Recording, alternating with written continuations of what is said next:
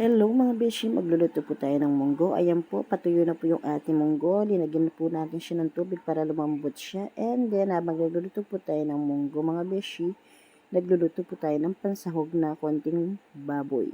Tapos po, ayan mga beshi, ang style ko po sa aking munggo, yung magamit po ako ng strainer para po hindi siya magaspang pagkalinuto ko siya. Hindi po buo yung munggo ko. Yung pong dinadaan ko po siya ng strainer, dinidiin ko po siya para may pinong lumabas dun sa strainer. Yan po yung pino. Tapos po mga beshi, ayan, ginagawa ko po, puro lahat po ganyan, dinada ko ng strainer. Ayoko po yung pagpakulo niyang may tubig lang is ginigisaan niya. Kumbaga kanya-kanya po tayong style.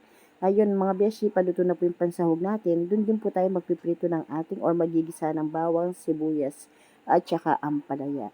Wala po tayong dahon ng ampalaya, pwede naman po yung bunga ng ampalaya. Ayan, nagisa po tayo ng maraming bawang at maraming sibuyas. Tapos po, linagyan natin yung ating ampalaya. Masarap po kasi maraming bawang, maraming sibuyas.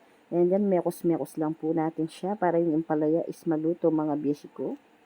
Tapos po, yan, yung pinakasapal ng munggo, yung pinaka, hindi sumama sa strainer sa pino, yan po yung unahin natin luto.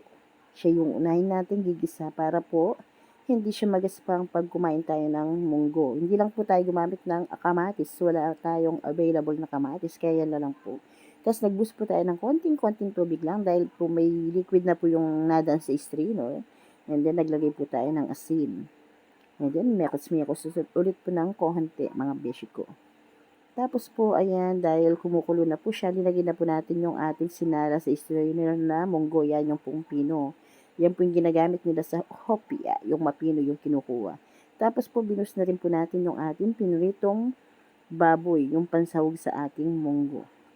And then, ayan lang po natin kumulo yan para maging malapot yung ating munggo. Gusto po kasi namin yung ating munggo is malapot at hindi magaspang. Ika nga, kanya-kanya pong go style. And then, ayan mga beshi, naglagay po tayo ng chicharon. Pampasarap din po yun sa munggo. Ayan. Then, mekos-mekos po ulit. Sayang nga lang po, wala tayong dahon ng spinach para lagay sa munggo or bulaklak ng kalabasa. Masarap din may ganoon.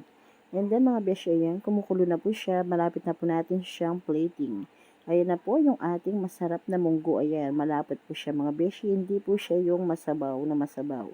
Ayan po yung gusto kong style ng ating masarap na munggo with partner na pritong bangus, mga beshi.